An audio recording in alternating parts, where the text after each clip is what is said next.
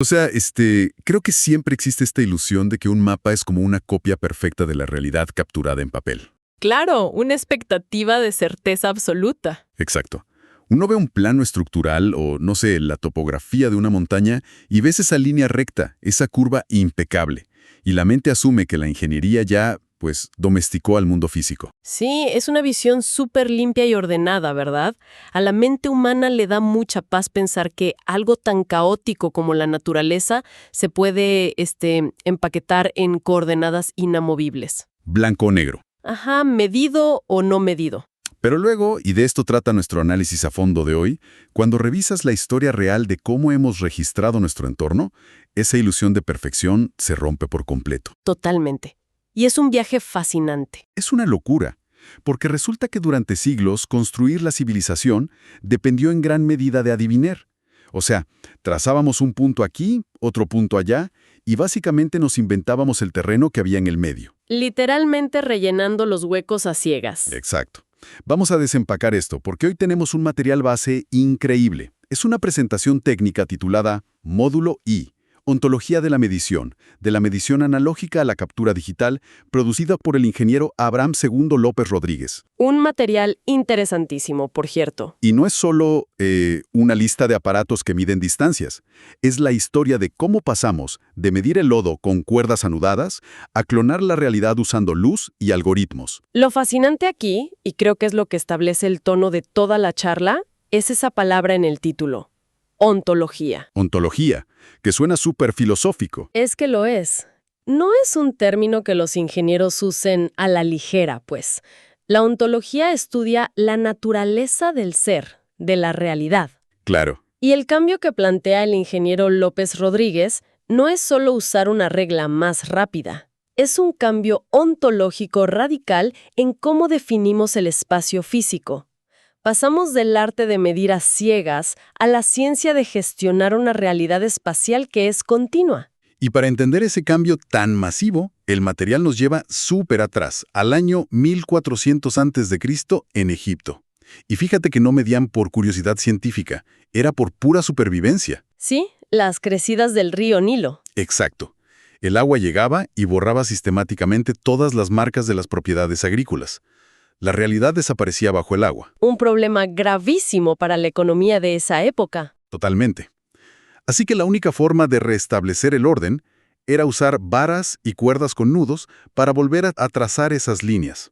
Era la geometría de la supervivencia. Y si analizamos cómo evoluciona ese problema básico de recuperar la realidad, la escala cambia, pero la limitación biológica sigue ahí. A ver, ¿cómo es eso? Pues pensemos en el Imperio Romano. Ellos necesitaban mover agua a través de continentes enteros. Los acueductos masivos, claro. Exacto. Y para eso desarrollaron herramientas como la groma o el chorobates. Y luego, si avanzamos al siglo XVIII, aparece Jesse Ramsden con el teodolito mecánico. Que ya introdujo mucha más precisión, ¿no? Muchísima. Con sus círculos graduados permitió la triangulación trigonométrica. Esto dio paso a la cartografía a nivel nacional y la matemática se volvió súper rigurosa. Claro, los mapas bidimensionales se perfeccionaron.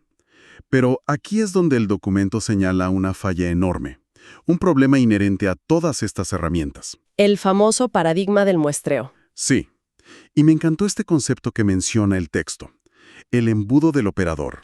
El embudo del operador es el cuello de botella histórico de la ingeniería. Básicamente, no importa si eres un romano con una plomada o un ingeniero moderno con óptica suiza. El sensor principal, el hardware que procesaba la realidad, seguía siendo el ojo humano. Y el ojo es un filtro biológico con límites muy severos. Exacto.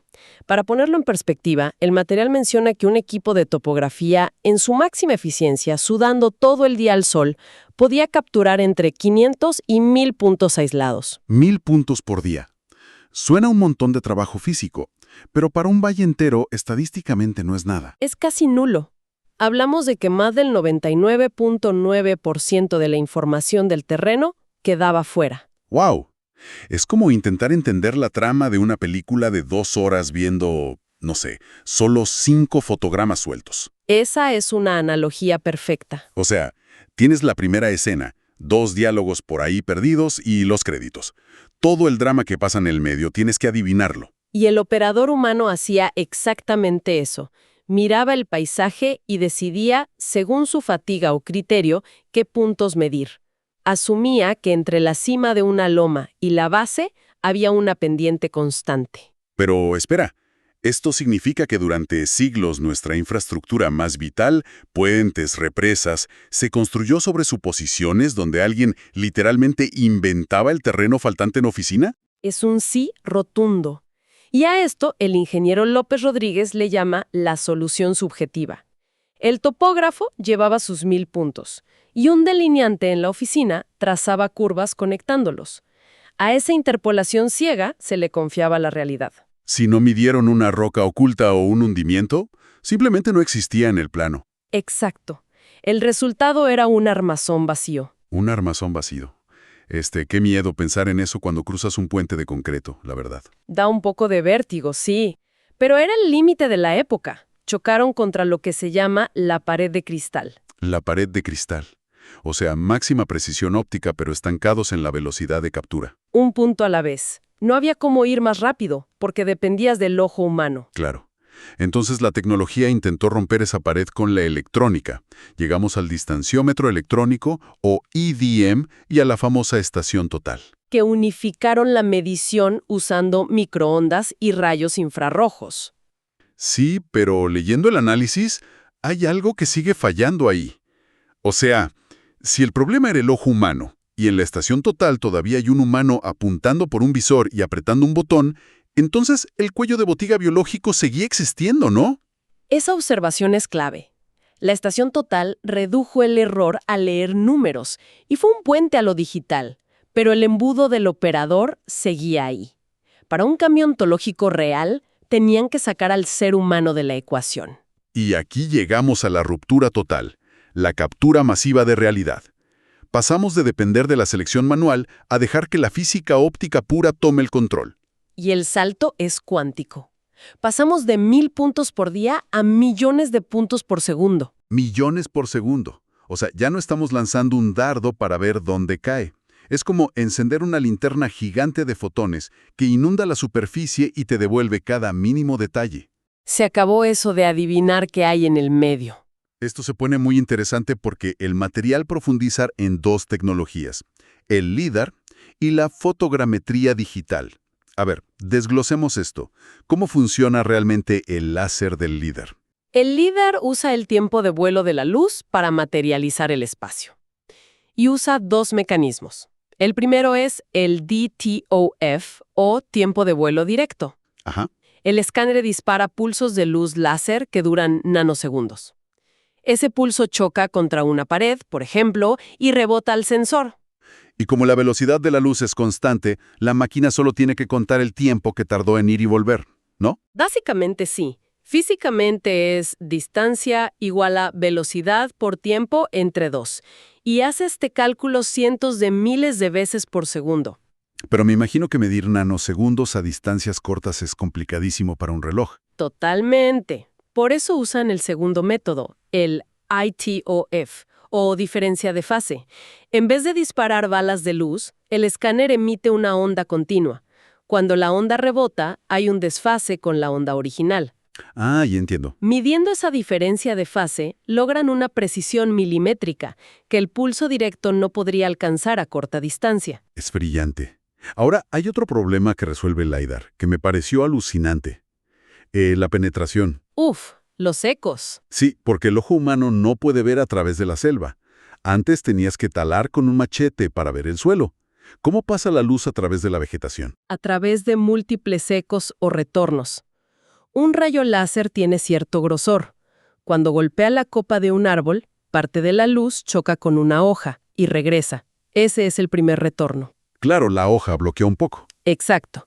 Pero el resto de la luz sigue bajando por los huecos entre las hojas, choca con una rama más abajo y envía un segundo retorno, hasta que una fracción de ese rayo logra colarse hasta el suelo firme y rebotar. ¿Es como tener visión de rayos X?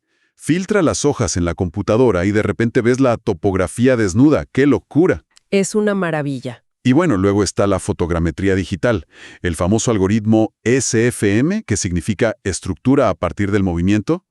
El LiDAR usa láseres, pero esto usa cámaras. ¿Cómo sacas un modelo 3D de fotos planas en 2D? Hay que pensar en cómo funciona nuestra biología. Percibimos la profundidad porque tenemos dos ojos separados. Cada uno ve un ángulo distinto y el cerebro calcula la distancia con esa disparidad. La visión estereoscópica. Exacto. El algoritmo SFM reemplaza esa biología por visión artificial. Pero ya no son solo dos ojos, son miles. Imagina un dron tomando miles de fotos sobre una ciudad. Ajá, un mar de píxeles. ¿Qué busca el software ahí? Usa algoritmos como el SIFT, que busca puntos característicos que no cambian con la luz o la escala.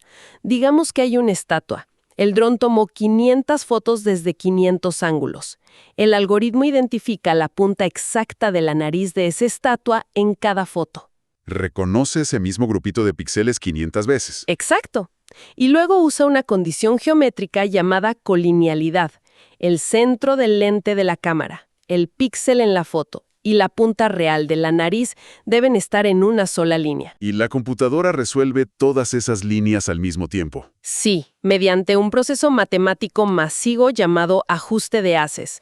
Así descubre la forma tridimensional y además dónde estaba flotando exactamente el dron cuando tomó cada foto. Pero a ver, aquí es donde yo encuentro un reto lógico inmenso. Ya sea con luz láser o con miles de fotos, terminas con millones de puntos flotando en un espacio digital. Sí, una nube de puntos. ¿Cómo evitamos que eso sea puro ruido?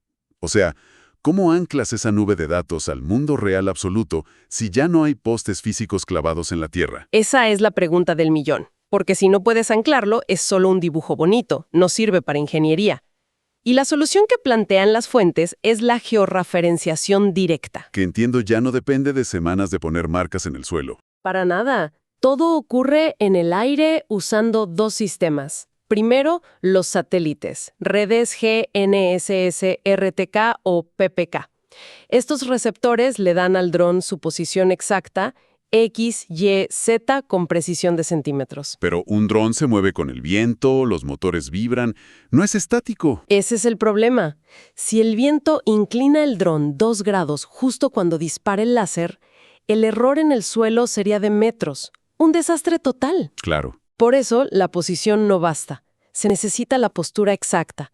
Para eso usan una IMU, una unidad de medición inercial. A los giroscopios y acelerómetros. Exacto. Registran las fuerzas físicas a más de 200 hercios. 200 veces por segundo miden el roll, pitch y yaw. Que son, el alabeo, cabeceo y guiñada. Sí, la inclinación en los 3 ejes. Entonces, el software sabe exactamente cuántos milímetros inclinó el dron por esa ráfaga de viento en el microsegundo en que disparó el láser. Y lo compensa. Entonces juntas todo. Velocidad de la luz, reconocimiento de fotos, satélites, inercia. Y el resultado es lo que el material llama geometría bruta, una nube de puntos purita, sin interpolación humana. Y esto permite algo asombroso, capturar lo invisible. Un topógrafo humano caminando sobre una represa jamás notaría una deformación de 3 milímetros. Su cerebro lo ignora. Pero el láser no tiene sesgos biológicos. Lo agarra todo. Esa grieta pequeñita queda registrada con la misma densidad que una montaña entera. Exactamente. Y esto nos lleva a la recta final del análisis. La muerte del dibujo en 2D y el paso al famoso gemelo digital. Aquí quiero hacer de abogado del diablo, a ver. Dime. Alguien podría pensar que un gemelo digital es solo un modelo 3D muy bien renderizado, como de videojuego caro. ¿Por qué el autor lo trata como una revolución ontológica? Es que la diferencia es abismal.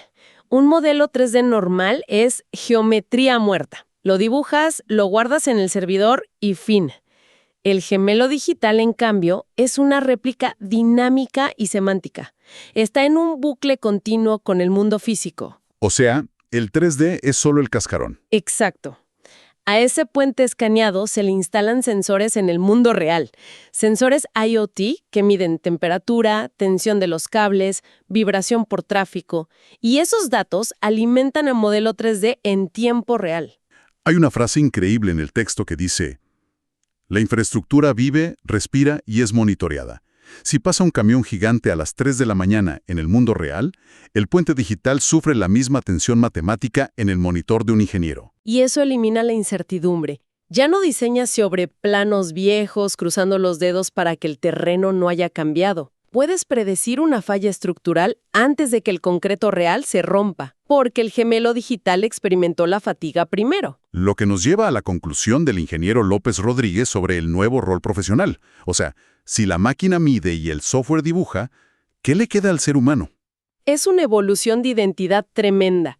Dejamos de ser buscadores de coordenadas con papel y lápiz, atrapados tras la pared de cristal. Ahora somos gestores de réplicas. Me encanta el término, ingenieros del continuo. Sí, nuestra labor ahora es interpretar y validar estas nubes de datos inmensas. Es un viaje inmenso el que discutimos hoy. Pasamos de esos nudos en cuerdas en el Nilo por pura supervivencia agrícola a estas nubes de miles de millones de láseres donde la precisión es innegociable. Desmantelamos ese armazón vacío que tuvimos por milenios. Y para cerrar, quienes nos escuchan, piensen en esto. Estos modelos capturan grietas milimétricas y viven en servidores teóricamente inmortales. Mientras tanto, en el mundo físico el concreto se oxida, la montaña se erosiona, todo se degrada. El desgaste natural, claro. Llegará un punto en el que nuestras réplicas computacionales terminen siendo más perfectas y permanentes que el propio mundo físico que intentan documentar. Dejo esa idea flotando. Definitivamente la tecnología nos ha dado una proyección que dura para siempre, mientras el mundo real inevitablemente se desvanece. Un placer haber desempacado este análisis hoy.